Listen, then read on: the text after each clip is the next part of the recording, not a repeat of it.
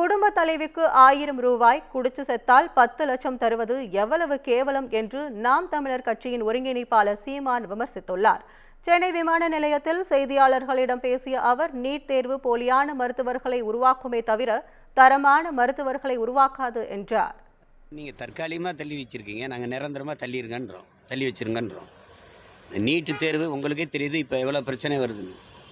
இது போலியான மருத்துவர்களை உருவாக்குமே ஒழிய தரமான மருத்துவரை உருவாக்காது. ஒரே நாடு ஒரே தேர்தலுங்கிறீங்க, இவ்வளவுலாம் பேசுகிறீங்க.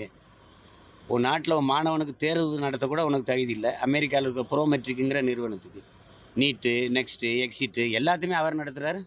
அமெரிக்காவில் ஒரு தனியார் நிறுவனத்துக்கு எதுக்கு ஒப்பந்தம் கொடுக்குறீங்க? உங்கள் நாட்டில் தகுதியான மாணவனை தேர்வு செய்கிறதுக்கு உங்களுக்கு முடியல. ஏற்கனவே இருந்த தேர்வு முறையில் என்ன பிரச்சனை? அந்த பிரச்சனையை சொல்லுங்கள். தமிழ்நாட்டில் எத்தனை பேர் ஹெட்ஃபோன் ஓட்டு எழுதுனான்னு சொல்லி கைது பண்ணீங்க? அது மாதிரி எல்லாத்தையும் நீங்கள் கண்டுபிடிச்சிட்டிங்க. எத்தனை பேர் கண்டுபிடிக்காமல் எல்லாம் உள்ளே போயிருப்பான்? அப்போ வட மாநிலங்களில் வந்தவொடனே இப்போ கொந்தளிக்கிறீங்க நீங்கள். அதனால தான் அது வேணாம். எப்படி இவிஎம் எந்திரம் ஒரு ஃப்ராடோ அது மாதிரி தான் நீட் தேர்வு ஒரு ஃப்ராடு. ஒடுக்கப்பட்ட, பிற்படுத்தப்பட்ட, உழைக்கும் மக்கள் எவனுமே மருத்துவராக முடியாது. எனக்கு இதில் அனுதாபமோ ஆறுதலோ கிடையாது. ஆத்திரம்தான் இருக்குது. இந்த நாட்டில் அதிகபட்சமாக நிவாரணம் கொடுத்தது எதுக்குன்னு பாருங்கள். சாராங்குடிச்சு செத்ததுக்கு தான். இது நாடா சுடுகாடா? குடிக்க வச்சு குடிக்கெடுக்கிறது, தாலி இருக்கிறது தான் அரசினுடைய பொறுப்பா, கடமையை? கள்ளச்சாராயம் குடிச்சு சாகிறவனை ஊக்கப்படுத்துறீங்க. நீங்கள் 10 லட்சம் கொடுத்தோடனே குணமாயி வீட்டுக்கு போனவன் மிச்சம் இருந்த சரக்கு கொடுத்து செத்து போகிறேன். எது 10 லட்சம்னு ஒன்று?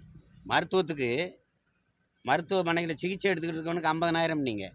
அவன் சரக்கு குடிக்கல, கள்ளச்சாராயம் குடிக்கல, உங்கள் கடையில் குவார்ட்டர் வாங்கி குடிச்சுட்டு இங்கே படுத்து கிடக்கிறான் வயிற்று வலிக்குதுன்ட்டு. ஏன்னா 50,000 கொடுக்குறீங்களா? குடிச்சிருக்கானா? அம்மா குடிச்சிருக்கான்.